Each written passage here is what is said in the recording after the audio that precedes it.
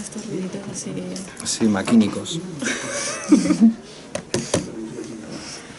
Pues, ¿quieres decir tú algo? Digo, Hola. Hola, adiós. Bueno, pues gracias a la librería Calders y gracias a Dolores. María Dolores. María Dolores. Nieto, ¿cuál es el segundo apellido? Alarcón. Alarcón. La Lola Nieto buena. Hay una Lola Nieto de Colombia que me borró la página de Wikipedia porque intenté modificar la imagen que aparecía. Es una imagen horrible en la que yo salgo con una camiseta de la selección española republicana en la Feria del Libro de México, de Guadalajara. Intenté cambiar esa foto y la Lola Nieto colombiana no toleró que autoediciones en Wikipedia. Entonces, claro, Lola Nieto buena, obviamente tiene 4 o 5 páginas muy sólidas con bibliografía en Wikipedia. Yo no tengo ninguna. Entonces, muchas gracias.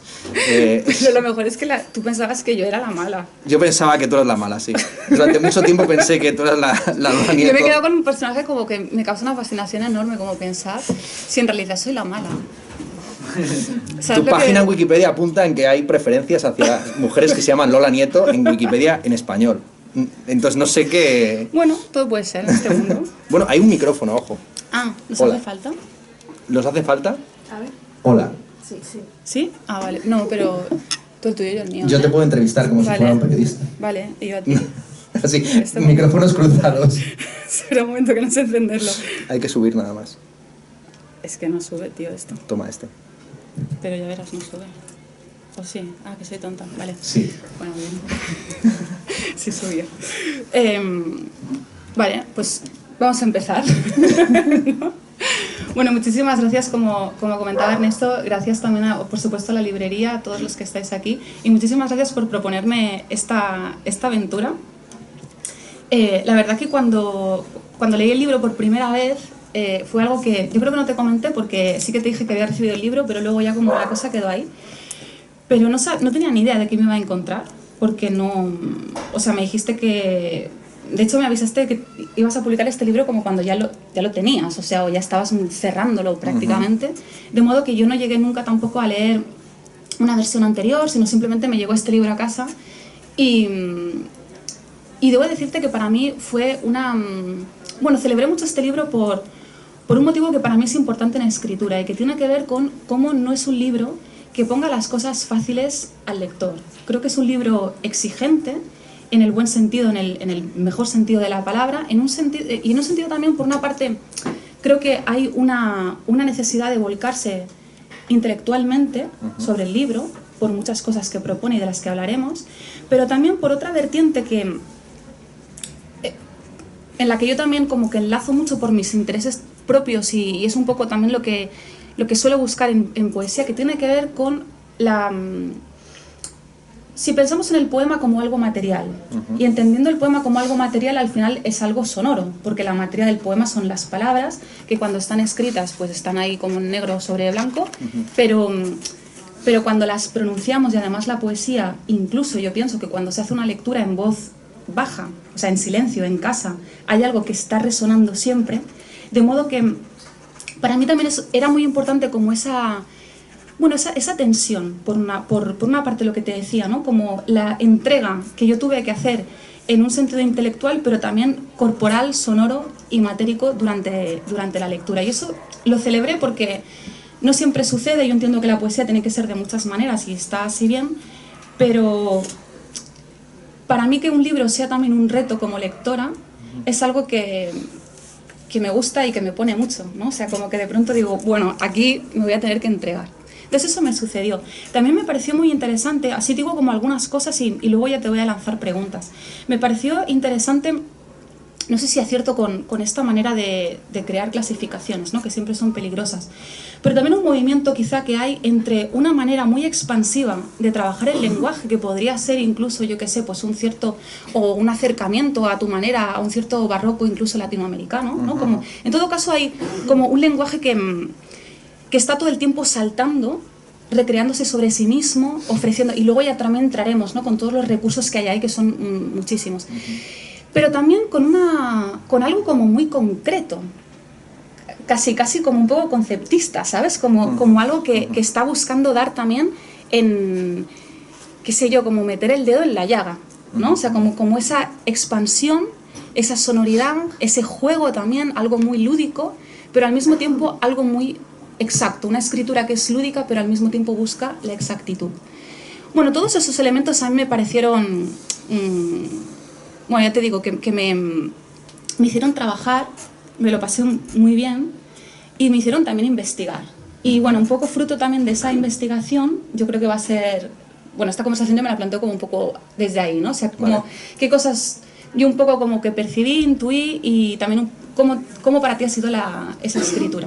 Y me gustaría empezar, la primera pregunta que te quería hacer es una pregunta que es, para empezar, casi desde el principio. Digo casi el principio porque no es el título, que sería como el principio, pero sí la dedicatoria. Del título ya hablaremos, porque también me parece, bueno, es la primera prueba, ¿no? Como esa coma, y además también cuando te vas aquí dentro, que está todo en minúscula, ¿no? De modo que ya hay una especie como de abismo después de la coma, pero antes también de la coma, ¿no? Como algo que está ahí en medio de qué. Pero bueno, luego vamos al título. La dedicatoria. A mí me gusta mucho la dedicatoria porque todo el mundo dedica libros a personas, ¿sabes? Yo que sé que está muy bien, pero nunca había leído una dedicatoria a una librería, a la librería Enclave, donde residí un tórrido verano feliz como lector.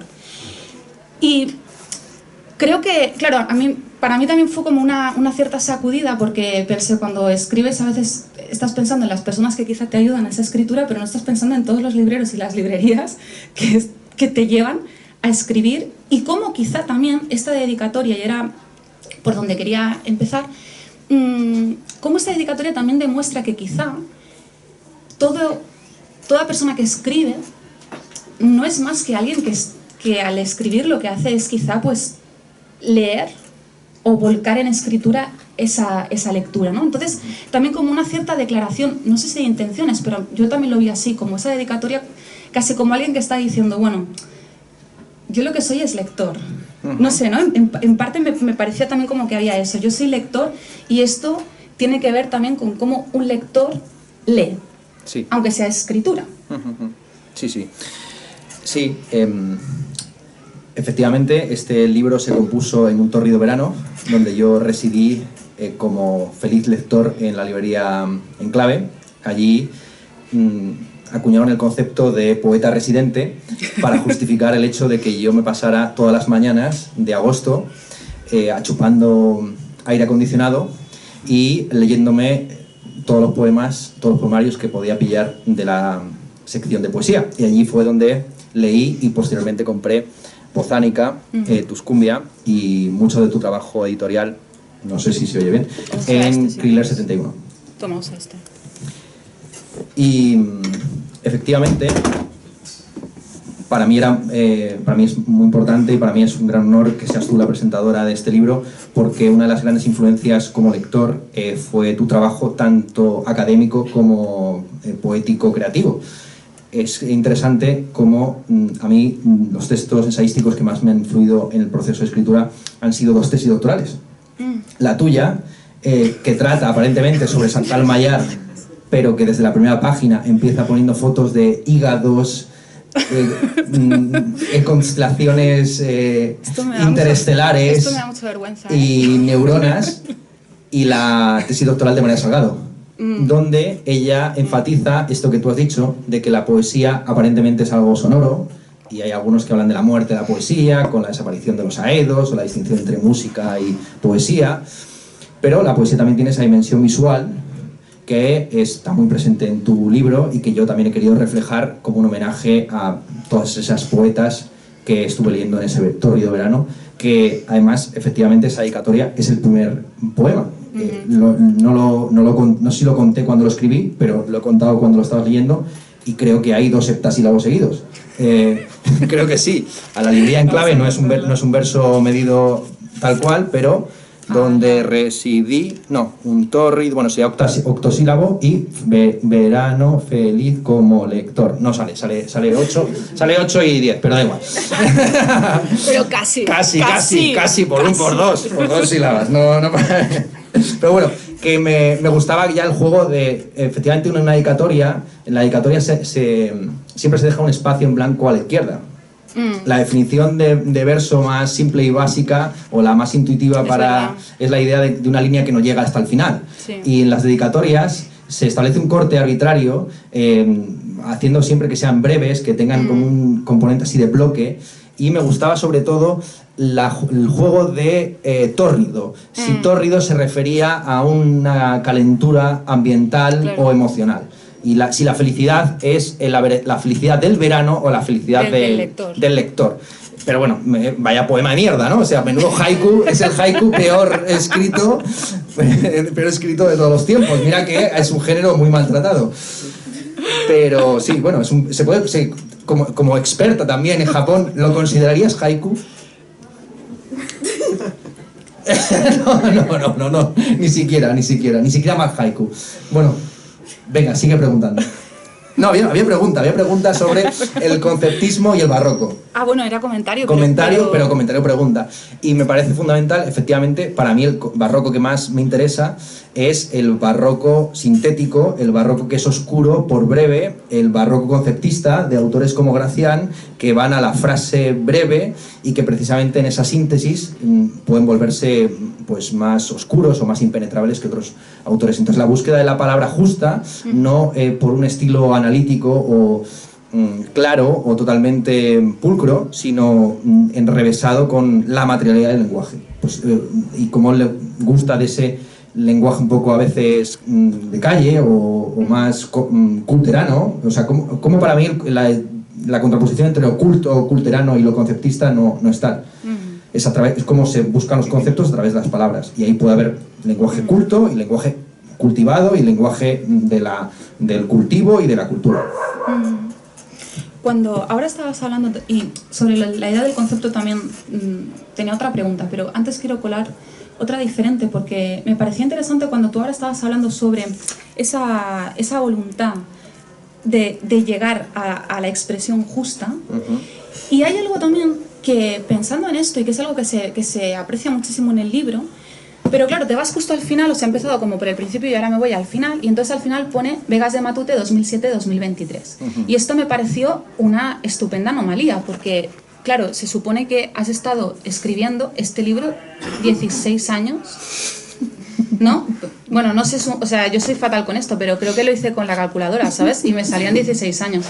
Entonces, luego también, medio calculando un poco aquí, Ernesto Castro, Arganzuela, 1969, hoy ya habla, lee, escribe y sonambula, lo último tenemos que hablar, pero entonces calculo, empezaste como a escribirlo a los 16, 17 más o menos, y acabaste el verano tórrido y feliz como lector.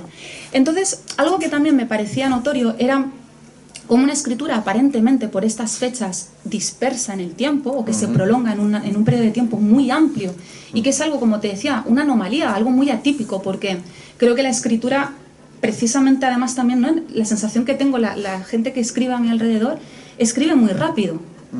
Nos obligamos quizá también a escribir muy rápido para seguir produciendo libros, para seguir estando un poco en el exacto, ¿no? Entonces hay algo aquí que me pareció muy hermoso por lo inútil, como estar 16 años escribiendo un libro, ¿sabes? Y de pronto lo publicas, y de pronto, si no pusieras eso, a mí me parece que es un libro es un artefacto, es completamente orgánico en sí mismo, y no es una colección de poemas acumulados a lo largo de más de 15 años. Entonces, un poco como me preocupa, o sea, que quiero saber cómo ha sido el proceso de escritura, más allá de este último verano, que seguramente fue el cierre final. Bueno, no sé, nos lo explicas tú también un poco. Sí. Cómo ha sido. Efectivamente, puse como año de inicio 2007, ¿no? Sí. 2007, porque de esa fecha son los poemas más antiguos, muy reescritos y reelaborados a través del tiempo, que aparecen aquí en Peinar el viento. Esos poemas se empezaron a escribir de manera suelta y a veces en una tarde, como en esa audacia adolescente tan atribuida a la poesía, o al poeta, al joven poeta, el poeta que escribe inspirado una tarde y probablemente porque nadie le hace caso o para que alguien le haga caso. Y luego, hacia 2010, yo empecé a ver ciertas conexiones entre varios poemas y ahí fue donde elaboré un primer esbozo de lo que sería Peinar el viento. Durante mucho tiempo Peinar el viento se llamó Árbol de Navidad, que, como un poema, ¿no? Que es el título que mantiene uno de los poemas, y la centralidad del poemario era lo que ahora forma parte de la tercera parte. Los poemas de la tercera parte, que son los últimos, son los menos tocados, los que son más fieles a la redacción inicial.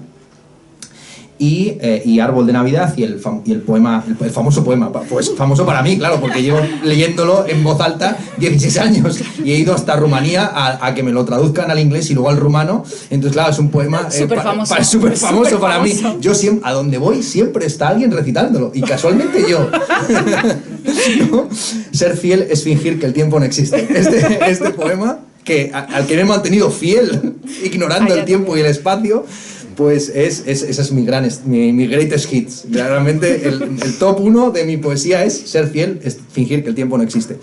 Y también he fingido que el espacio no existe, porque efectivamente he puesto en la nota final que todo se ha escrito en Begas de Matute.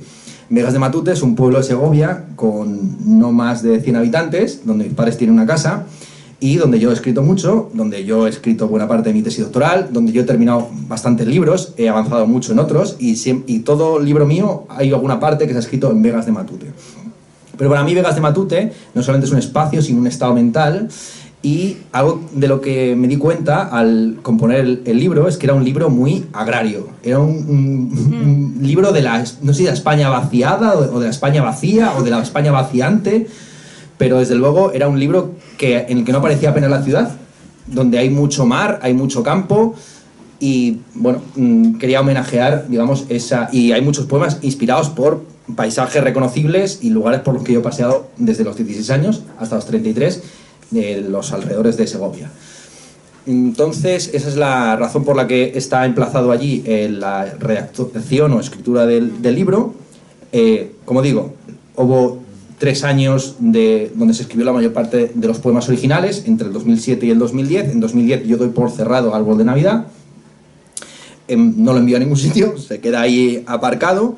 Y es años más adelante que yo, habiéndome matriculado en filosofía porque aparentemente no me interesaban las cuestiones métricas o formales, me empiezo a obsesionar con la métrica a saco hacia 2020 y vuelvo a la poesía, a escribir simplemente. ¿Pero estuviste 10 años? Estuve 10 años sin escribir nada. Y en 2020 volví a escribir simplemente experimentos formales. Pues voy a escribir una redondilla, voy a escribir un soneto, voy a escribir, y entonces probar. Experimentos formales de hace unos cuantos siglos. Efectivamente. Y ya avancé. A la moda, digamos. Claro, yo a la moda, efectivamente, a la moda del siglo XVII, conceptista siempre. Y a partir de ahí fui avanzando, todo fue como ir cuadrando, y entonces volví a leer mis poemas y me di cuenta que muchos poemas que pensaba que me gustaban por una razón, en el fondo me gustaban por razones métricas. Y ahí me obsesioné con la idea clásica de intentar componer el hexámetro en castellano. Hay unos ensayos de un experto en métrica chileno que habla de Rubén Darío y los autores previos, posteriores, Agustín García Calvo, de una manera muy célebre, de intentar emular el ritmo del metro de Homero, de Hesiodo, el heptasílabo, el heptámetro, hexámetro dactílico, y eso es algo que también está ensayado en alguno de estos poemas. Entonces, la corrección del libro fue una corrección inicialmente sobre todo métrica, pero que expandió el concepto de métrica para plantearse la cuestión de la repetición. Y ahí fue donde el trabajo tuyo y el trabajo de María Salgado, de entender la repetición en un sentido más amplio, como una repetición no solamente sonora, sino también visual en la disposición de los poemas, que me llevó hacia este libro que tiene mucho de... has dicho artefacto, pero también podemos llamarlo exposición, sí, donde hay una relación ekfrástica entre aquello de lo que se está poetizando y la forma que tiene el poema. No es matemático que estás hablando de una ánfora y tenga la forma de ánfora el poema, pero sí que hay esos juegos entre lo que se ve y lo que se oye y lo que se entiende, ¿no? Aquello que María Salgado, citando a Ezra Pound, llama la fanopea, lo que se ve en el poema, la logopea, el concepto, y la melopea, que es la forma en la que suena la canción. Mira, hay una cosa que me ha parecido muy japonesa, no la dedicatoria, que no es un haiku ni en broma, pero has dicho algo, y luego voy a seguir con lo que has comentado ahora, pero has dicho algo que no quería olvidar. Cuando Vegas de Matute para ti es un espacio, o sea, no es un lugar solamente físico, sino que también es un estado mental, de alguna manera, o un estado anímico. Eso hay una palabra en japonés, que es la palabra furusato, que sirve para designar de manera literal digamos el pueblo natal, el lugar de o sea, el lugar de nacimiento, el lugar de infancia, pero también sirve para referirse al estado de la infancia, o sea, el momento en el que estamos mentalmente viviendo en la infancia, ¿no? Como ese estado donde todavía quizá no hemos adquirido el lenguaje, o hemos adquirido pero no todo, donde por tanto también una cierta capacidad de pensamiento en el sentido racional, quiero decir, no está del todo hecha, y donde hay otra manera de vincularse. Entonces, ese estado mental y ese lugar, esas dos cosas en la palabra furusato están. Y me parece que Vegas de Matute en parte es tu furusato. Sí, sí. ¿Sabes? Eso me ha resonado así. Cuando ahora estabas comentando esto último que decías sobre el trabajo de María Salgado, y un poco aplicándolo también a tu escritura aquí en Peinar el viento, sí que me parecía, de hecho, que hay también, de algún modo, como, no sé si dos elementos que también se van disgregando entre sí o que se van multiplicando entre sí, que creo que funcionan de una manera yo creo que consiguen atacar, bueno, no sé si esta palabra sería la adecuada, pero da lo mismo, que consiguen como ir hacia la palabra para romper la palabra en un sentido conceptual. Es decir, claro, todos sabemos, ¿no?, que las palabras al final pues tienen un sentido, que es aquel que leemos en el diccionario, pero ¿qué es lo que pasa cuando una palabra pertenece a una escritura, y no voy a decir una escritura necesariamente poética, sino que pertenece a una escritura que está pensando que esa palabra no tiene una identidad, es decir, que no está sola, ni que su significado se constituye por sí misma, sino que el significado de esa palabra, en el sentido además más amplio, sino significado incluso el sentido de la palabra, se está constituyendo por una relación de condicionalidad. Es decir, cómo la palabra está en relación o en contexto con otras palabras, pero también con un espacio, que en el caso de un libro es el espacio de la página, que es justo lo que tú decías. Eso además se ve muchísimo bueno, quizás es más notorio en la primera y en la tercera parte, ¿no? Donde por movimientos diversos, cómo se distribuye o cómo se mueve la escritura en la página, eso se ve, y cómo incluso el propio papel en blanco habla, porque por ejemplo en la tercera parte quizás sería la más fácil de poder descubrir eso, también en la primera, pero en la tercera parte, donde si veis, los textos se van hacia la parte de abajo, ¿no?, del papel, de modo que claro, aquí es muy fácil enseguida pensar que este vacío es un vacío contenido de un silencio, pero que es un silencio con un potencial de significado también. Otra cosa es que ahí también te pone de algún modo a trabajar tú como lector qué es lo que está pasando aquí, qué es lo que está pasando delante de la P minúscula y detrás de la coma.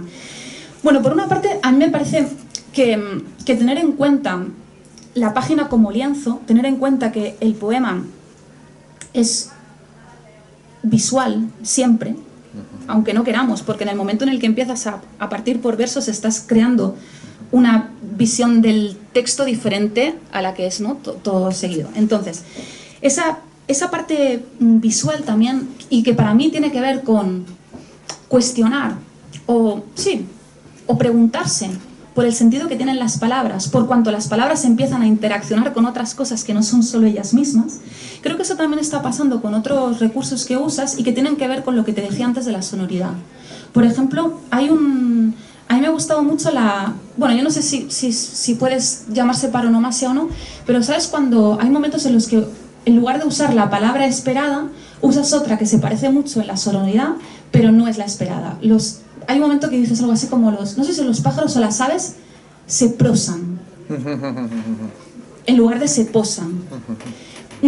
Eso aparece más veces. Luego tú decías, un montón de expresiones coloquiales que obviamente además están en un lugar donde están rompiendo el discurso, es que igual es otro tipo de discurso y de pronto aparece eso. También aparecen neologismos. ¿Cómo era? Me lo apunté. ¿El hambruniño? El hambruniño, el sí, hambruniño andaluz. El hambruniño. Aparece en, yo qué sé, el Monsanto monoculto. El monoculto, sí. Bueno, es decir, hay un montón de juegos que son sonoros y que están realmente además atacando, deconstruyendo el sentido de las palabras, desde mi punto de vista al menos. Luego también hay otro uso que me ha gustado mucho de cómo elementos que forman parte, elementos sonoros que forman parte de nuestra rutina y que son muy banales, como aquello de cuando estás en la parada, o sea, como en la estación, ¿cómo es lo que dicen? Tenga cuidado. No arrojar contención en catenaria. Eso sí, y luego hay otro que a mí me parece súper misterioso, lo de un tren puede ocultar otro tren. Sí, tengan cuidado porque un tren puede ocultar otro tren. Eso es, claro, eso es algo como que tú escuchas ahí cuando estás esperando al tren que llegas tarde y te da como igual, o sea, es que ni lo piensas. Pero de pronto el contexto hace que eso, que es un lenguaje completamente banal, de pronto adquiera una dimensión terriblemente poética, o terriblemente mágica o misteriosa. Un tren puede ocultar otro tren. Es increíble como verso. Sí, sí. Y con eso los de Renfe. Sí, sí. ¿Sabes?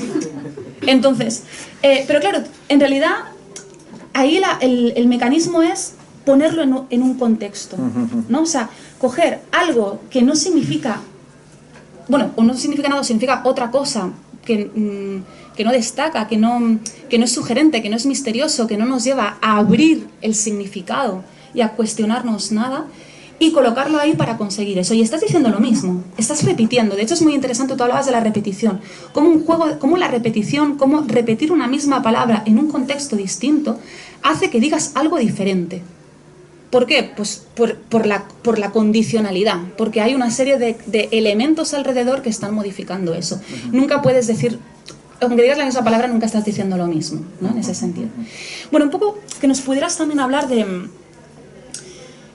para ti, porque claro, en ese sentido también creo que hay algo muy teórico en tu escritura, ¿no? O sea, teórico haciéndose, en el propio devenir del hacerse, ¿no?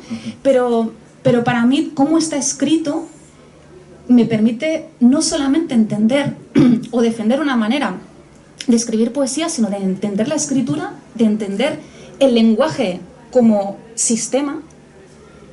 Y bueno, no sé si tú también te planteabas eso en el momento de la escritura, o cómo ves un poco todo lo que he comentado, o qué matices harías. Sí. Sí, y además veo ahí cierto engarce con la tradición poética japonesa. No sé si es en el prólogo al Manjōshū o al Kokinshū, que se menciona que no solamente los seres humanos poetizan, sino que todos los seres vivos tienen la necesidad de expresarse. Sí. Y esta continuidad en la creación poética, que no es solamente humana, sino que puede estar también en algo tan inhumano como la Renfe, pues es esencial. Es en el Kokinshū, efectivamente. La lectura de la poesía oriental y de la teoría oriental acerca de la poesía fue fundamental en la escritura de este poemario, que digamos vino después de un curso que di sobre el tema de la éfrasis, sobre la relación entre la imagen y la palabra, donde por supuesto la importancia del uso de los kanji o de los hanzi pues es fundamental.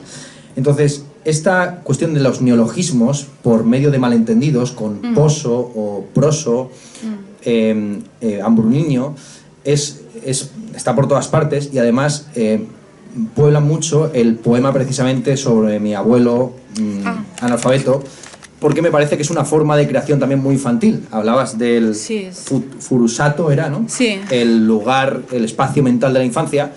Y bueno, por hacer un homenaje a alguien que estaba presente hace unos minutos pero que se ha aburrido y se ha marchado porque no le gusta la poesía alfabetizada, Ulises de Miguel, que pronuncia las Cs y las Rs y las Ls como le da la gana, le dijimos hace una semana que había que llevarle al logopeda. Y él dijo, ¡ah, qué guay! ¿Un logopera? ¿Un logo con forma de pera? Claro, entonces eso es una creación ya poética. Claro. No sé si consciente o inconsciente. Ulises de Miguel es una gran autoridad literaria que está a punto de ser citado en un libro de próxima aparición, no sé si en francés o en inglés. ¿En qué lengua se publicará, Chris, tu libro con cita y reconocimiento en inglés? Donde se cita otro verso, otra línea magistral, otra creación poética de Ulises. Érase una vez, Ulises de Miguel caminando con su madre y los amigos de su madre por la playa, que vieron el cadáver de una paloma siendo devorada por una gaviota, escena arquetípicamente barcelonesa. Sí. Está la butifarra, la estelada y la gaviota que se come la paloma. Cierto, yo la he visto esta mañana, te lo prometo. O sea, la he visto esta mañana yendo a trabajar. Es como San Jordi y el dragón, pero en versión aviar. Entonces, Ulises dijo algo así como, poniéndose en mi cuerpo y en el alma de la gaviota, paloma, te llevaré siempre conmigo. Ciertamente. Paloma, te llevaré siempre conmigo. Entonces, bueno, pues... También es un gran performer. Es un performer. No. O sea, yo he visto una performance en plan DJ que, bueno, a mí me descubrió oportunidades, digamos, artísticas eso, ¿eh? En serio, la recuerdo muchísimo. Pues sí, por ahí iría la observación, efectivamente. Vale, muy bien. Bien. A ver, no sé, igual Ulises podría entrar. Que pase Ulises de Miguel. Seguir con esta conversación en la que nosotros no sabemos qué hacer ya. Vale, sí, yo te quería preguntar otra cosa. Y aquí voy a mirar porque no me acuerdo de memoria los versos que los fui rescatando por ahí. Vale, un tema así como un poco distinto, pero bueno, al final todo siempre se va tocando. Algunos versos, ¿vale? Que fui rescatando. Cuando dices, por ejemplo, cuando escribes, mira esos hombres o esos hombres. Bueno, ya no me están llamando. Cógelo. No, voy a colgar. Qué gusto. A lo colgar. mejor te quieren ofrecer algo con tensión en catenaria. Puede ser. O igual es un tren que esconde otro tren. No sé. Luego dices, aquellos hombres, aquellos hombres. Me odio a mí mismo en todos los poetas. Pena capital para todos, toditos los hombres, pues todo hombre es un sol envenenado de su propio vacío, máximo en potencia. Bueno, aquí en estos versos que podía haber también rescatado otros, pero estos versos los tomaba por la presencia de los hombres. Y esa presencia de los hombres tengo la sensación de que no se queda ahí, porque antes te dije que me gustaría más hablar sobre el título, ahora voy a hacer una referencia al título que no tiene tanto que ver con ese abismo que abre, pero sí con el lugar de donde tú tomas, ¿no? Porque esto es, vale, es el polifemo, ¿no? Vale. Entonces, lo tomas de uno de los, yo creo que es como del principio, ¿verdad? Es como del principio. Y claro, y me pareció interesante porque la fábula de Polifemo y Galatea, claro, está contando algo que hace Polifemo que es muy interesante en cuanto algunos hombres hacen, sabemos, cosas muy similares, que es ver a la persona supuestamente con la que están o que les gusta o lo que sea con otra persona y entonces Polifemo, bueno, lo mata. Le arroja una piedra encima, sí. Pues estupendo. Entonces, claro, eso que igual no tiene nada que ver el motivo por el que tú has tomado este verso, pero sí que me pareció curioso lo que explica la fábula de Polifemo y Galatea. Y luego además es imposible no hablar de 3 poemas que están en la segunda parte, si no me equivoco, que tienen también que ver con una manera de entender la poesía, quizá como ironía, como parodia, también como un movimiento de deconstrucción o de desarme o de cuestionamiento de qué sentido poético tienen aquellas palabras que supuestamente relacionamos con lo poético. Me estoy refiriendo a el poema, bueno, los tengo aquí los títulos creo apuntados, el de Un pirata español, siglo XIX, que es a partir de la canción del pirata esta, ¿no?, de Espronceda. Luego está un lover chileno, siglo XX, que es Neruda y el poema 20, que ese me encanta porque a ver si lo encuentro, y solo leo el principio para que vean lo que hace, es que es muy guay. Página 50. Ah, mira, gracias. Gracias. Pues el primer verso de un lover chileno, siglo XX, es puedo los más esta. Claro, enseguida tú sabes ahí qué es lo que te has comido. Puedo escribir los versos más tristes esta noche, que es un verso horripilante, ¿no? Pero sin embargo, puedo los más esta, es como has arreglado a Neruda, ¿sabes? O sea, entonces, creo que, porque claro, además son y bueno, va siguiendo y va pasando un poco, ¿no? Como que todas esas palabras, la tristeza, los versos, yo qué sé, ¿no? Como todo eso que relacionamos con lo cursi, y no solo lo cursi, porque lo cursi en sí mismo, mira, pues ni tan mal, pero con todos esos conceptos de un amor tan terrible, de una idea del amor tan terrible, que además ha permeado en la poesía, desde... Sí, sí. Sí, o sea, yo con mis alumnos en bachillerato, cuando hacemos poesía del siglo de oro, que a nivel métrico, o sea, son poemas muy interesantes como artefactos, pero claro, te quedas ahí, yo qué sé, con poemas de Lope de Vega. Suelta mi manso mayoral extraño, bueno, que otro tienes de tu igual decoro. Date cuenta que los niños no entienden de lo que está hablando porque piensan realmente que habla de una ovejita muy tierna. Claro, no pueden entender que esté hablando, ¿sabes? De Elena Osorio. Exactamente.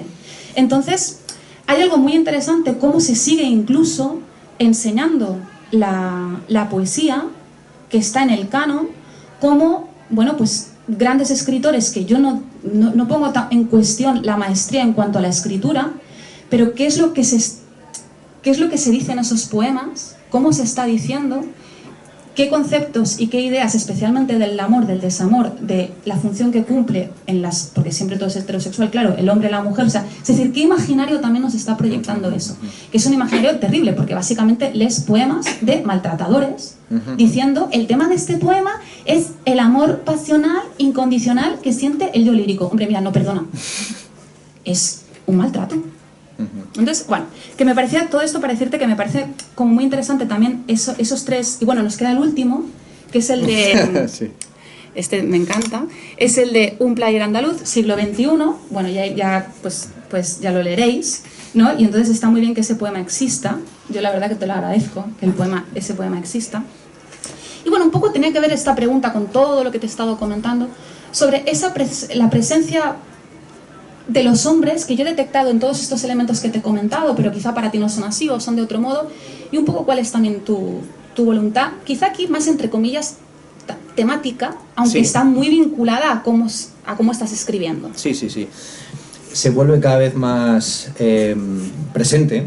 En la tercera parte del libro está escrita casi desde un yo lírico tradicional, heteronormativo de ese tipo, y por ese motivo es el menos corregido, porque evidentemente pues poesía escrita por mí cuando tenía 18 años caía en muchos de esos tópicos y lugares comunes,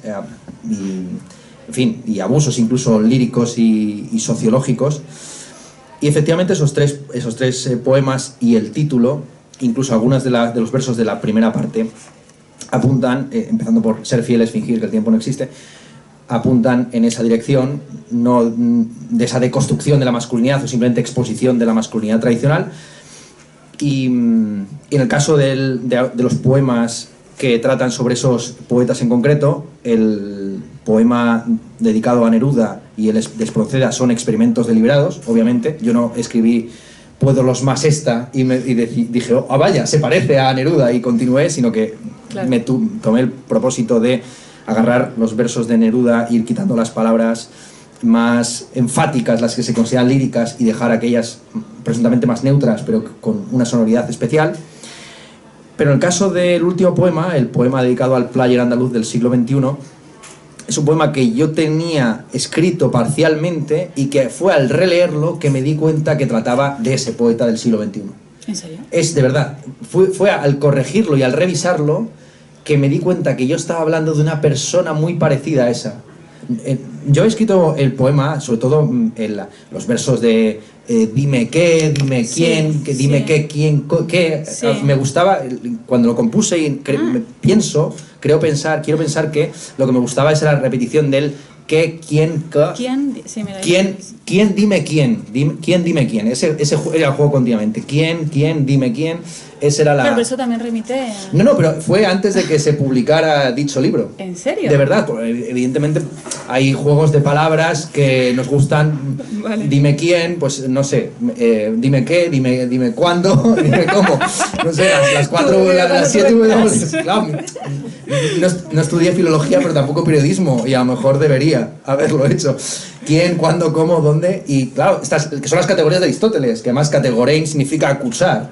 Entonces, este tema de que la forma en la que definimos los objetos también es una acusación respecto a ellos, que también tiene que ver con la violencia que ejercen epistemológicamente sobre nosotros, pues es algo que me acabo de inventar, que no tiene nada que ver con el libro, pero que suena muy bien dicho así, ¿no? La violencia epistemológica que los objetos ejercen contra nosotros.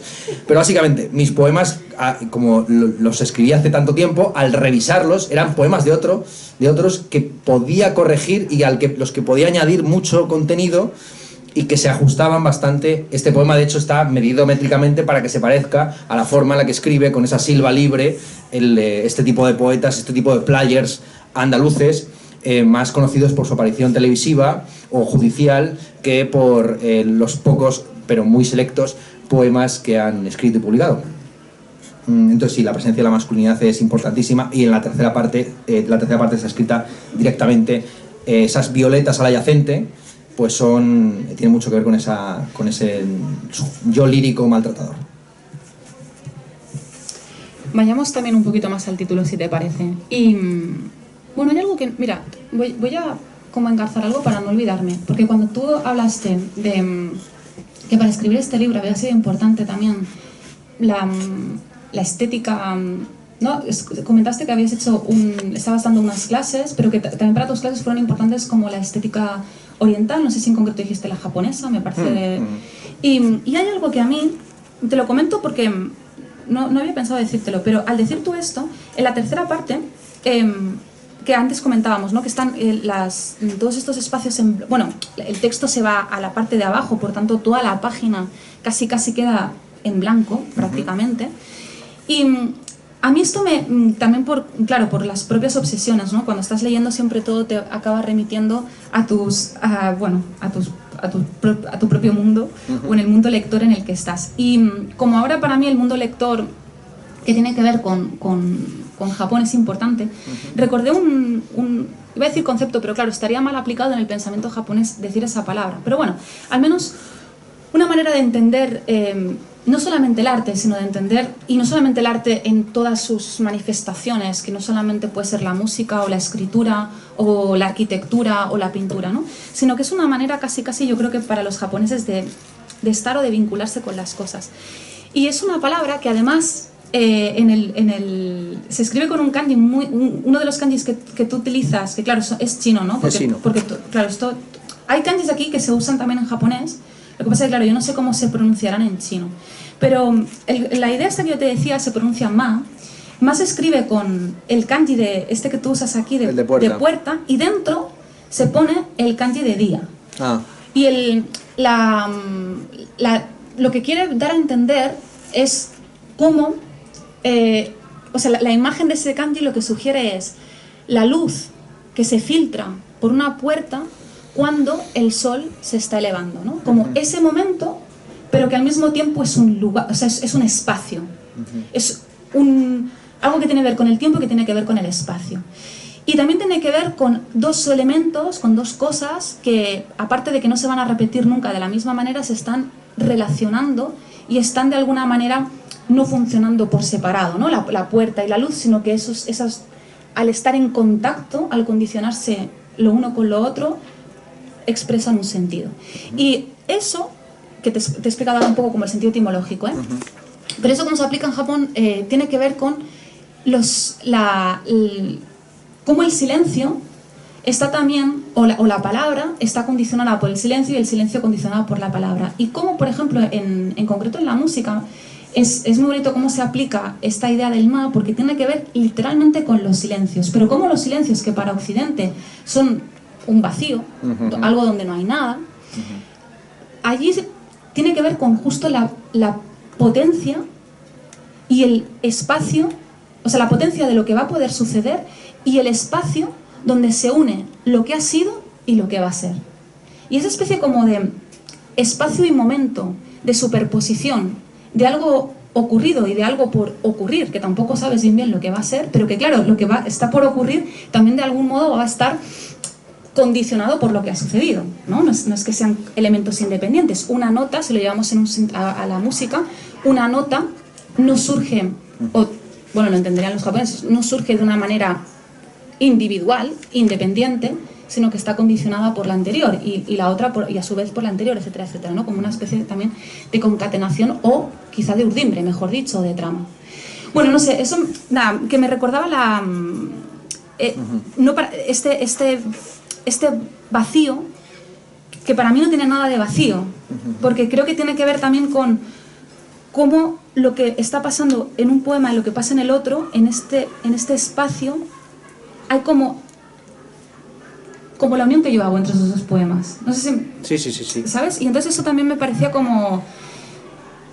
Me parecía que en cómo el lector está todo el tiempo en tu escritura, pues esa es otra modalidad en la que el lector está, a través de esto que parece que sea blanco, que dices, bueno, aquí no hay nada, y creo que ahí está mi escritura, en realidad, a partir de tu escritura. Sí.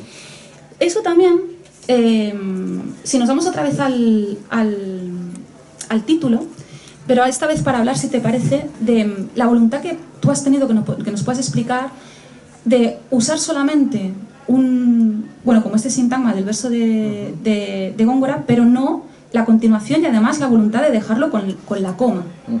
Y bueno, y la minúscula, supongo que como una cita, pues minúscula porque viene de ¿no? Pero también, bueno, en esto que te decía antes, ¿no? Que hay una especie como de acantilado, como que ya llegas al título y ya empiezas a caerte, ¿no? en el propio título, o a sentir que algo vas a tener que escribir tú después de esta coma o escribir antes de la minúscula.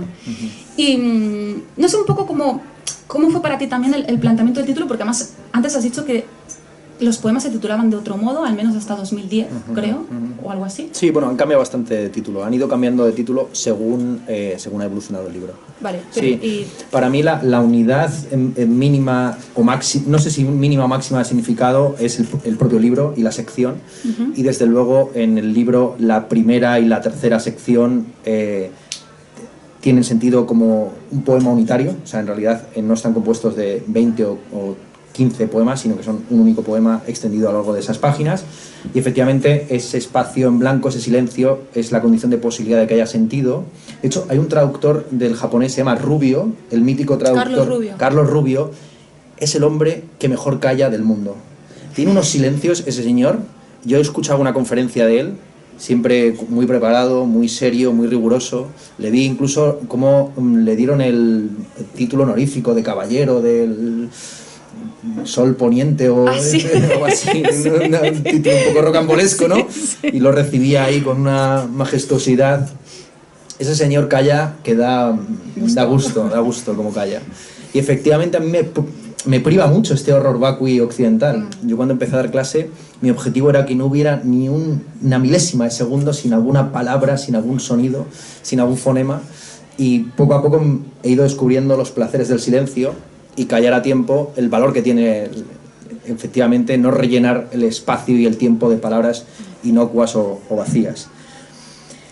El hecho de que el título esté en minúscula y vaya con una coma, pues también es un guiño a este carácter no creativo, sino continuo, de que la poesía es un proceso, es un tren que ya pillamos en marcha, que quizás oculta a otro tren al que nos subimos y que nunca llega a ninguna estación de parada. Siempre escribimos dentro de una tradición o de un río que nos arrastra hasta cierto punto y podemos seguirle también en ese cauce. Por cierto, no dije que ese sintagma de un tren puede ocultar a otro tren, yo me di cuenta de su carácter poético volviendo del funeral de mi abuelo, que veníamos en un tren desde Torrejón de Ardoz a Madrid, mi padre, mis hermanos y yo, que ninguno conduce, y el tren se quedó varado en mitad de Alcalá de Henares o alguna estación de ese tipo y sonó eso, sonó de repente esto de que un tren, tengan cuidado porque un tren puede ocultar a otro tren, claro. Entonces, teniendo en cuenta la importancia de la metáfora del tren, de Walter Benjamin, ¿no? El tren de la historia, el freno de mano, la locomotora, la fuerza productiva, pues claro, también veníamos de una situación un poco peleaguda. Entonces, este tema de que la poesía se permite a partir de un determinado momento, que es muy pronto, casi ya con Safo, ser fragmentaria y breve, porque no pretende decirlo todo, no pretende contar a la manera del Shahnameh de Firdusi toda la historia de los reyes de Persia desde el origen del mundo hasta el presente, sino que toma determinados pasajes breves y los eleva a condición arquetípica, que es lo que hace al fin y al cabo Góngora. O sea, Góngora al final coge una escena mitológica y en vez de componer un poema a la manera de Ariosto o a la manera de muchos poetas coetáneos, hace un pequeño, lo que llaman epilio, incluso un idilio épico, y convierte lo que podría haber sido una odisea por Góngora, lo convierte en una pequeña escena. Una escena que, bueno, que para nosotros nos parece extensísima, pero que para las tensiones poéticas del momento era breve. El poema del Polifemo en la época de Góngora era un poema breve, y de hecho se le echaba en cara su oscuridad y su brevedad, ¿no? Y él le objetaba, bueno, todos conocemos la polémica de Góngora y de Lope de Vega. Entonces, sí, este tema del silencio es fundamental. El tema de la relación entre la imagen y el sonido lo hemos comentado en varias ocasiones, y yo creo que ya toca callar y darle la palabra al público, salvo que tú tengas más cosas que decir. Tengo otra pregunta. También lo del silencio también es interesante en como trasladar un silencio que no es incómodo para una cultura a una cultura donde sí es incómodo. Y entonces eso que tú dices, claro, hay veces que es mejor callar, pero también tiene una función muy incómoda, o sea, generas una incomodidad, ¿no? Cuando estos poemas que no tienen nada arriba es como, ay, qué raro, porque, ¿sabes? Entonces creo que también es interesante trasladar a veces elementos de un paradigma a otro para generar también incomodidad, porque lo que en un sitio significa una cosa, en otro sitio significa otra, y estás ahí como, ¿no? Y entonces creo que eso también es bueno, una de las posibilidades también que tiene la escritura. Bueno, yo te quería preguntar, lo último es como una pregunta, bueno, te quería preguntar más cosas, pero creo que voy a escoger. Porque claro, también había una cosa que empecé a investigar. Sí, claro, ves, no me puedo callar. Yo no soy japonesa, ya lo ves, ¿eh? Empecé a investigar lo de Polifemo, que empecé ahí como... Y parece ser que Polifemo, el sentido etimológico, yo no sé griego antiguo, pero el sentido etimológico de esa palabra es el de muchas palabras. Es como el eufemismo o el que mucho habla, ¿no? Y entonces también pensé, wow, hay también como algo que te puede llevar a pensar en qué es a veces la poesía, ¿no? Esas muchas palabras, o el que mucho dice, o el que mucho bien dice, ¿no? Como a veces la poesía también es decir cosas bonitas, en el sentido como de Polifemo, pero el eufemista, digamos. Y además como también Polifemo, una de las historias más famosas, bueno, de la mitología, ¿no? Una de sus aventuras más conocidas es con Odiseo, con Ulises, cuando Ulises... Su primer performance. Exacto, ese fue su primer performance, cuando Ulises llega a donde están viviendo ahí los cíclopes, ¿no? Y entonces se meten en la cueva de Polifemo y empiezan a comer su comida y eso, ¿no? Y claro, Polifemo, hombre, pues se mosquea un pelín. Y entonces ellos se ocultan y Odiseo lo que hace es emborrachar, si no me equivoco, a Polifemo. Estoy diciendo un poco de memoria, pero sé que creo que lo emborracha para dañarle el único ojo que tiene. Y entonces esta escena tan bonita en la que cuando Polifemo le dice ¿quién eres?, él dice soy nadie. Y cuando Polifemo va diciendo a los otros cíclopes es que nadie me ha dañado, nadie me ha herido, claro, los otros piensan ¿qué vamos a hacer si ha sido nadie?, ¿no? Entonces, y a partir de ahí, con esa astucia y esa manipulación lingüística por parte de Odiseo, ¿no? Porque hay como manipulación en el sentido como de saber usar el sentido de una palabra para conseguir lo que él está esperando, que en ese caso es huir y que no le pase a él nada. Entonces, eso también me parece como que tenía, bueno, no sé, como que podía tener que ver con la poesía, en el sentido a veces de cómo la poesía solamente pretende decir cosas bonitas, eufemísticas, y cómo para mí este poemario no tiene nada que ver con eso, sino que en realidad hay un ataque frontal a eso, y bueno, y cómo también el que muchas cosas dice y el que dice cosas aparentemente bellas se deja engañar por nadie, ¿no? O sea, como cae a veces en la propia trampa de esas palabras que acaban de decir, ¿no? Y eso también lo he pensado, por ejemplo, con lo que pasa con el poema de Neruda, ¿no? Como al poeta se le quita lo bonito, lo eufemístico, y lo que te queda es un artefacto que no tiene nada que ver con una idea no sé, condescendiente, ¿no? de la poesía, por decirlo así. Bueno, lo de Polifemo me llevaba a eso, pero en realidad la pregunta que te quería hacer, luego si quieres comentas algo, es una pregunta súper típica, pero que no puedo dejar de hacerla, teniendo en cuenta que, claro, toda tu escritura tiene que ver con... O sea, tú has escrito filosofía, y ese es el primer poema que publicas de poesía. Pero claro, viendo las fechas, que eso a mí me desconcertó también un montón, claro, yo pensaba, digo, bueno, es un filósofo que de pronto le ha dado por ser poeta, bueno, bien. Pero claro, en realidad no. No. Mi vida es un sándwich donde la corteza... mi vida es un sándwich donde las cortezas son la poesía. Empezó la poesía, luego siguió el jamón serrano, el jamón de york o el queso fundido, que puede ser la narrativa o la filosofía, y ahora llega la segunda etapa, que es otro trozo de pan tostado, que es... Y luego harás un croissant. ¿Y ahora qué haré? Ya no sé... Sí, un zumo, no sé qué, toca exprimir otra cosa. Habrá que exprimir una naranja por ahí. Sí, o un pomelo, más o menos ácido. Es interesante lo que comentas sobre la etimología de Polifemo, porque el epíteto que se atribuye continuamente a Ulises, a Odiseo, en la Ilíada y en la Odisea, es fértil en ardices. Es la traducción más habitual de poliméjanos, polimecánico. Entonces, esta idea de que Ulises es polimecánico, le gustan las cifras, los números, los artefactos, precisamente, los mecanismos, la pluralidad de engaños y de mentiras de artefactos frente a la pluralidad de palabras que pueden ser verdaderas o bellas, me parece una contraposición muy interesante. Efectivamente, Odiseo en la mitología griega es un creador, es un poeta en el sentido de que produce artefactos, mecanismos para engañar a otro. El mayor poema de Ulises es El caballo de Troya. Entonces, y forma parte de su engaño poético lírico, o poépico, más que lírico, precisamente épico, la poesía como algo no asociado necesariamente a lo íntimo, aunque yo creo que hay el diálogo de Safo con Homero al decir que lo más bello no es ni la caballería, ni la infantería, ni las naves, sino que lo más bello es lo que una ama, lo que una desea, a lo que una aspira. Hay un diálogo de en qué consiste la creación exactamente, ¿no? Y que la creación a veces efectivamente consiste en enmascararnos a nosotros mismos o a nosotras mismas para parecer mejores de lo que somos a través del eufemismo. Efectivamente. Entonces, frente al que mucho dice y pretende decir bien o bellamente, el que no dice nada y el que incluso se niega a sí mismo, se borra a sí mismo como autor de sus obras, para que esas obras anónimas funcionen mucho mejor. Para que parezcan ya ni siquiera obras, sino regalos o dones de la naturaleza o del destino. Entonces, este tema de también la relación entre poesía y regalo, porque al final estamos escribiendo poesía gratis. O sea, no sé tú qué royalties estás recibiendo por Bozánica y Tuscumbia.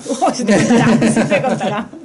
Claro, entonces estamos haciendo algo totalmente gratuito o totalmente arbitrario, de que tampoco hay una policía de la poesía. O sea, cuando tú dices... hay una forma normativa o canónica de escribir poesía, pero no nos pone una pistola a la cabeza para que escribamos en una silva de versos decasílabos y heptasílabos, hablando de nuestras abuelas a las que le rapaban el pelo durante el franquismo, y luego escribamos un poema pseudofeminista. O sea, estos poemarios que, pero que van ganando premio tras premio y saltan de un premio publicado en Hiperión a un premio publicado en tal editorial feminista, y luego como está el caminito, ¿no? El caminito marcado de Belén, ¿no? Que vas como los reyes, la mirra, el oro y el incienso, ¿no? Y vas poniendo todos los huevos, haces un poemario en el que haya un poema sobre tu abuela. Yo he hecho uno sobre mi abuelo, tengo que reconocer que he caído en ese puto error. No, pero además me río de ello, precisamente, ¿no? Hay un verso que dice algo así como el hambruniño andaluz, como en todos los putos poemas escritos en España desde 1939, TM, ¿no? Desde la Guerra Civil, TM, trademark. O sea,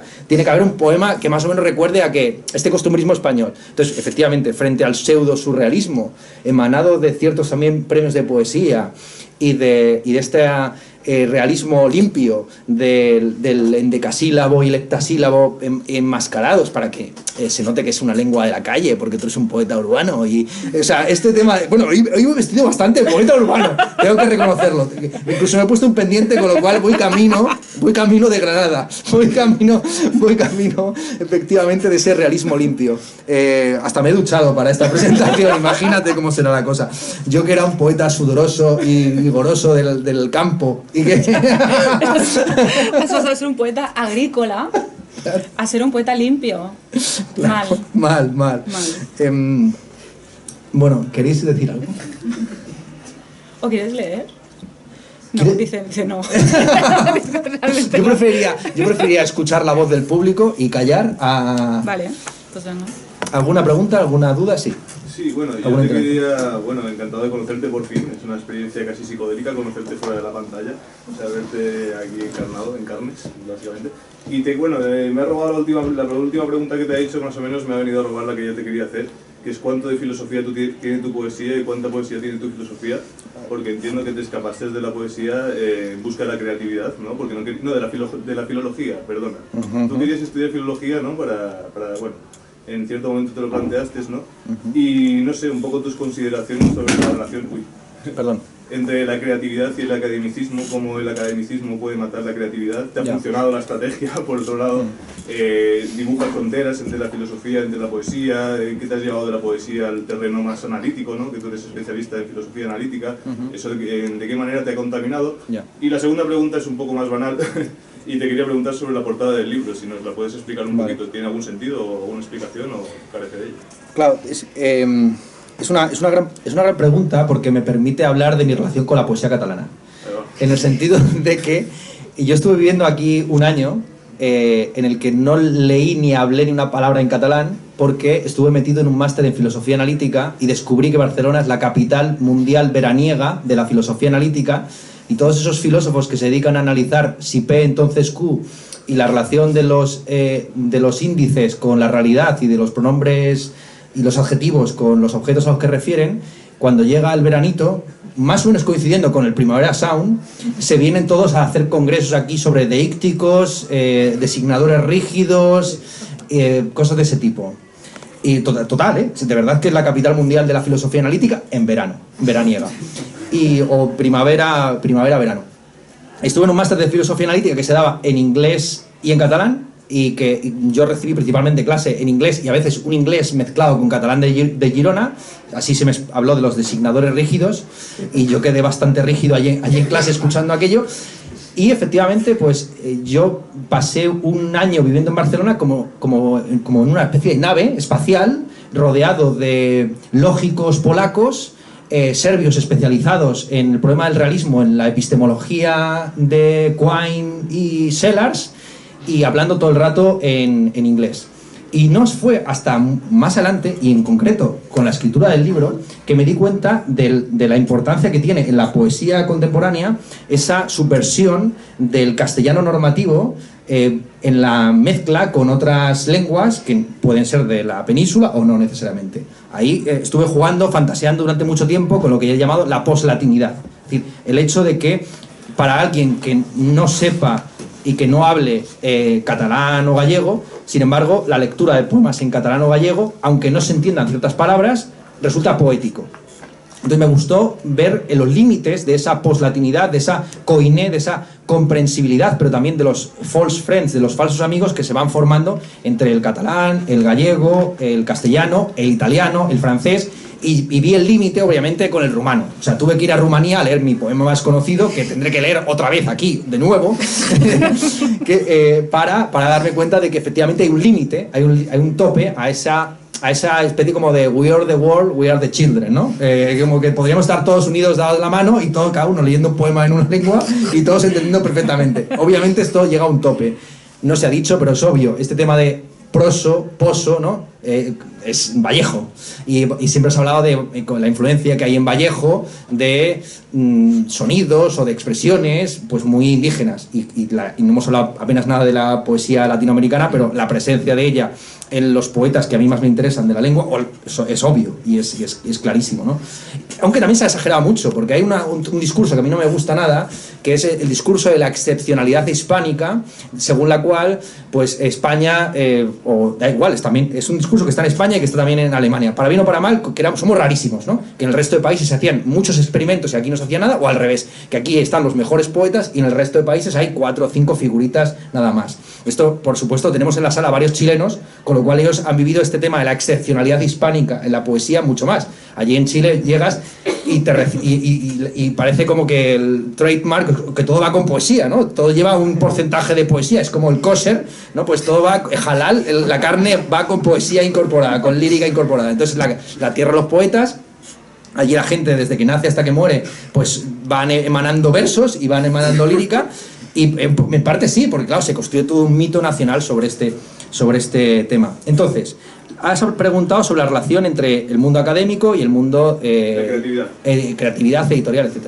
De nuevo, nadie nos pone una pistola en la cabeza obligándonos a escribir nuestras tesis doctorales con un nosotros impersonal y un se dice, se habla y se rumorea. La primera frase de la tesis doctoral de la señora que tengo aquí a la derecha es algo así como... pues no me acuerdo, pero no es una frase, pero tampoco es la problemática a la que nos vamos a aproximar en este TFM, perdón, que yo corrijo ya muchos TFMs, en esta tesis doctoral es esta y aquella, ¿no? Empiezas poniendo fotos de hígados, de estrellas, de neuronas y tiras para adelante hablando de las repeticiones y de los desdoblamientos. Entonces,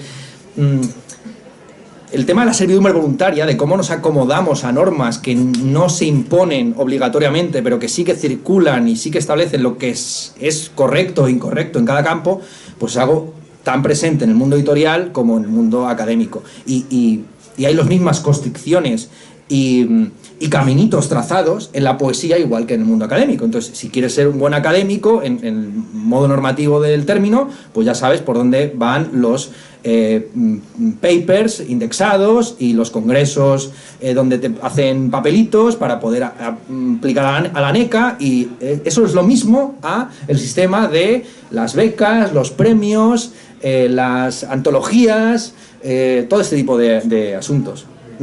Esto es un tema que también me interesó, me fascinó mucho, la construcción del canon a través de la antología, de cómo en poesía se establece un concepto de lo canónico a través de la idea de generación muy asociada a poemas individuales extraídos de la matriz y de la unidad de significado, que para mí es el libro, aislados. Y cómo es algo que viene desde la antigüedad, es decir, al final de los grandes poetas líricos de la antigüedad tenemos poemas sueltos, o a veces fragmentos, que funcionan como per se tal cuales, y lo que se cita no es un argumento o una tesis o un desarrollo, sino versos cortos, un par de versos, 3 o 4 versos, y la poesía como elemento citable, como galletita de la suerte.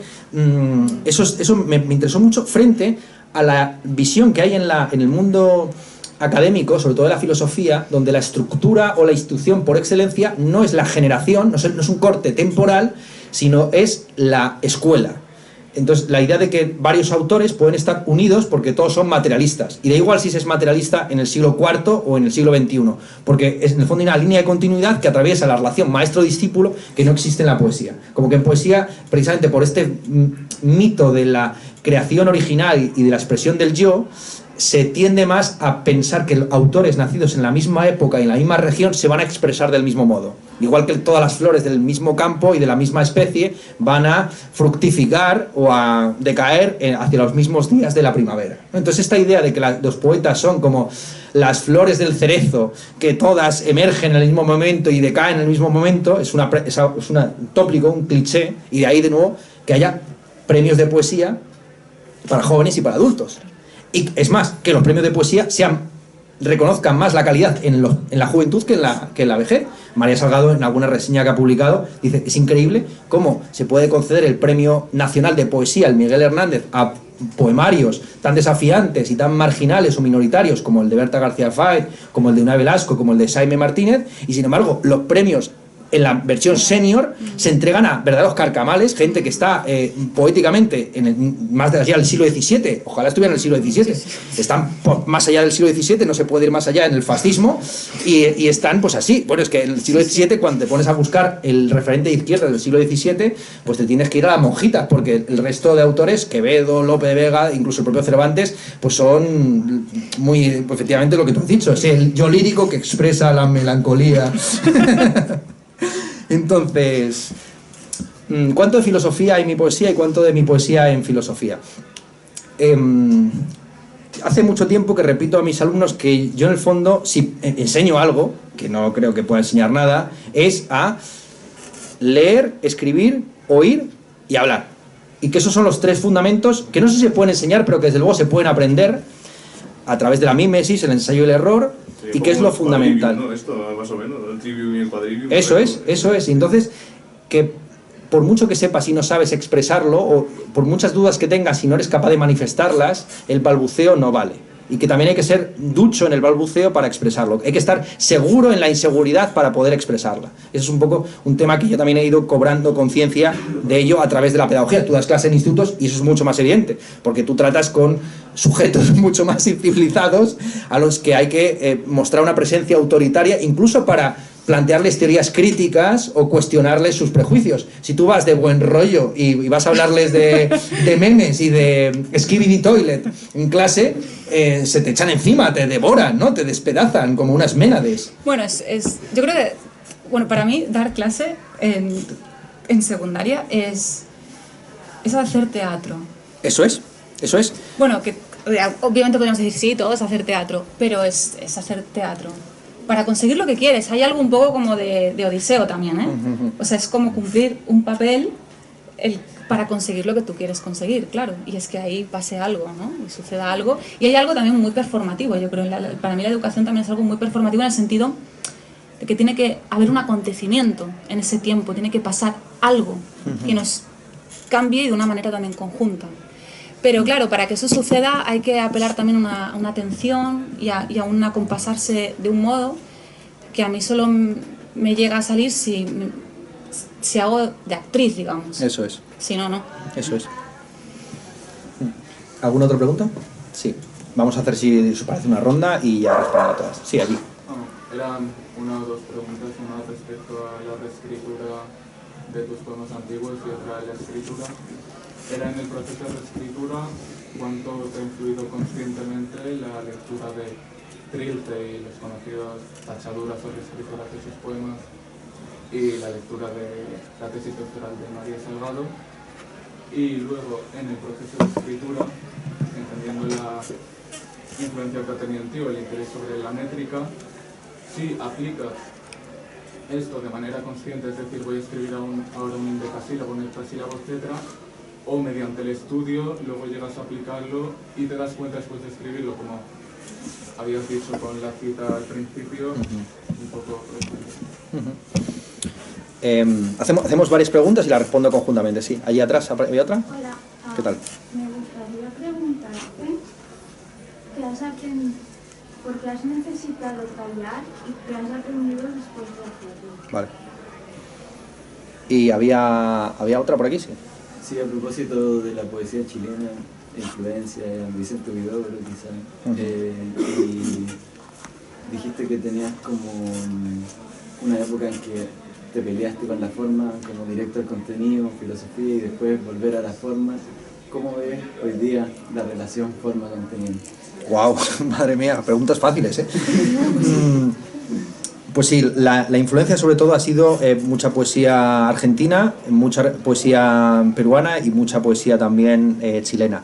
Tiene gracia además que la mayor parte de la poesía argentina yo la leí en Francia, que es donde mejor se reconoce, donde más se reconoce y más se divulga y más se lee la poesía argentina. Y no es broma, en Marsella estuve una semana con Luna y pasaba las mañanas en el Centro Internacional de Poesía, donde había una selección de poesía en español y de poesía latinoamericana espectacular, y allí estuve leyendo muchísimo Néstor Perlonguer y muchas cosas del neobarroso, y evidentemente a través de estas autoras españolas que tanto me han influido, de mi generación, un poco mayores que yo, pues he accedido también a mucho de la poesía ingenua o neonaif argentina, de la poesía de los años 90. Ahora mismo no me ven los nombres porque ya digo que me metí tal atracón que afortunadamente todo eso ha quedado en el olvido. Estoy custodiado por el olvido, que decía también el ciego argentino. Entonces sí, Trilce, los salmos fosforitos y la métrica han sido fundamentales. Pero para mí ha sido, insisto, todo un proceso de revisión. Llegó un momento de tal obsesión métrica que yo me daba cuenta simplemente de los ritmos y me empezaba a obsesionar con si yo estaba hablando continuamente en heptasílabos o en decasílabos, porque continuamente el lenguaje está atravesado por esos ritmos. Y claro, yo empecé ya a montarme teorías o paranoias donde en mis versos, aunque no estaban en métrica canónica, pues tenían cierta sonoridad. Y dado que la métrica en el fondo tan solo funciona por medio de la repetición, me interesó mucho este tema de ir hacia metros poco usados o poco conocidos, no poco conocidos, porque al final son todo habas contadas, y ver qué tipo de repeticiones distintas, aunque todo ha sido ya experimentado y explorado, podía yo generar, o que ya estaban incluidas en mi poesía. Entonces, en el proceso de corrección continuamente, siempre hacía lo mismo, que era ir leyendo y ver cuáles eran los ritmos endógenos que aparecían en el poema y en qué momentos quería yo romperlos o mantenerlos, y cuáles eran los grados de coincidencia o de discordancia entre el corte visual y el corte sonoro. Y cómo, pues, esto lo hacen continuamente. Es que lo de la silva libre, cuando me di cuenta de eso, ese engaño de que de repente todo lleva aceite de palma, ¿no? O sea, cuando miras los envases y todo lleva aceite de palma, y lo que te gusta en realidad del bollicao y del cocido de la abuela y todo era que el aceite de palma, cuando de repente vas a tus poemas preferidos y descubres que todos están compuestos en esa jodida silva libre de versos de 11, impares o impares, da igual, 11, 7, 9, o a veces pues hacen el 12, 16, bueno, va cambiando, ¿no? 8, pues para mí fue un shock, y tengo un montón de libros en casa en los que intento ver cuál es la métrica de los poemas y los poetas que a mí más me gustan, que se salen de esa. Entonces tengo libros enteros de Unai Velasco y de Berta García Faet, simplemente todos los versos contados, a ver dónde aparecen uno y con los numeritos, ¿no? Pues aquí un acento, aquí, y intentar ver cuáles son los patrones. Y entonces hubo un momento como de Pi, ¿no? La película está Pi, de un tío que se vuelve loco con números, y te lo prometo, era ya numerología, pero de meme, ¿no? De 2 más 3 es 5, y 5 fueron los apóstoles que no sé qué. Entonces, de verdad, y Unai tiene 5 letras. Entonces, claro, empecé a volverme loco, de verdad, con este tema de los números y las letras. Y esto está presente en todos los libros que he publicado desde 2020 en adelante. Por ejemplo, Memorias y libros del 15M, ese libro se titula así contra el consejo de mi madre, mi padre, mis hermanos y mis editores, porque es un endecasílabo. Memorias y libros del 15M. Esa es la única razón. A lo mejor lo conté mal y resulta que tiene 12 versos, pero creo que son 11, Memorias y libros del 15M. Entonces, bueno, pues ha sido continuo, ¿no? Este tema de. Y también, además, yo me he obsesionado mucho el tema de qué consiste escribir bien en filosofía, porque no es lo mismo que en periodismo. Recientemente se ha publicado una noticia ficticia de que esta señora que está en primera fila está desintoxicándose de su alcoholismo. Entonces, en esa noticia, fake, como todas las que se publican en periodismo desde siempre, de hecho, el premio más importante del periodismo español se llama Premio Mariano Cavia, que está concedido con ese nombre porque Mariano Cavia, sobre todo, es conocido por haber escrito un artículo fake contando que el Museo del Prado se había incinerado porque unos bedeles que vivían en los sótanos del museo se les había quemado un chorizo mientras cocinaban. Esta fake news, esta especie como de guerra de los mundos a la hispana, de que unos bedeles habían quemado el Museo del Prado friendo unos chorizos, esto es lo que convierte a Mariano de Cavia en el gran periodista español. Haber contado una trola, ¿no? El Museo del Prado no se quemó por ese motivo, a lo mejor se quema por otros motivos. A lo mejor vamos a quemarlo ahora, está un poco lejos, pero podemos quemar el museo aquí de Cataluña, que nos valdría igual. Entonces, a lo que voy, que en ese artículo de prensa, el código de buena escritura de cualquier periódico indica que hay que evitar la repetición.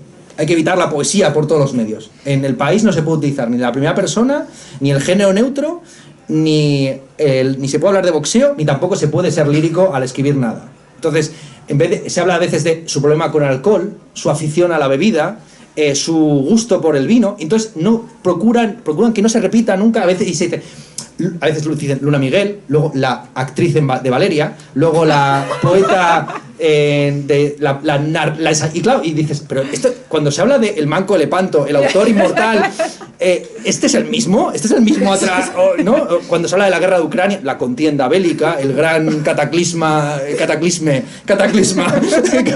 gran cataclismo eslavo, pues ¿qué sentido tiene estos eufemismos? O esta sinonimia, esta polifemia de buscar continuamente expresiones para evitar la repetición, cuando lo bello del lenguaje es justamente la repetición.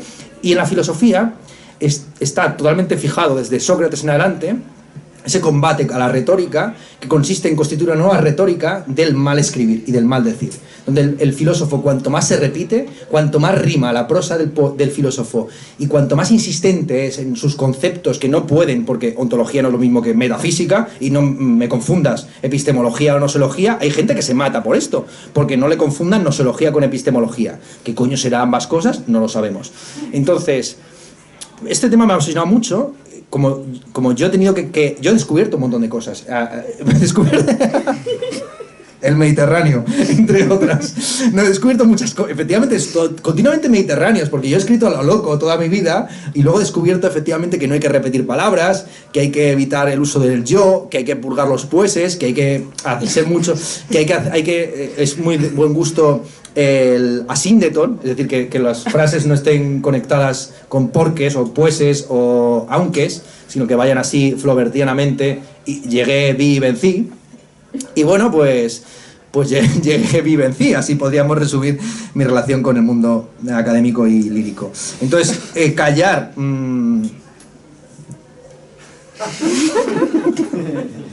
¿Alguna otra pregunta? No se puede decir nada sobre el callar. Cualquier cosa que se diga sobre el silencio es peor que el propio silencio.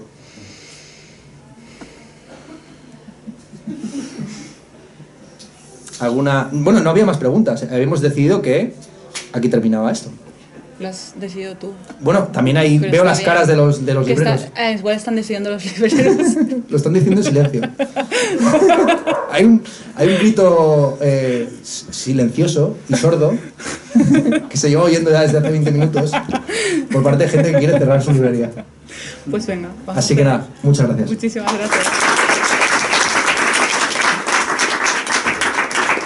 Sí, bien. Sí, muy bien.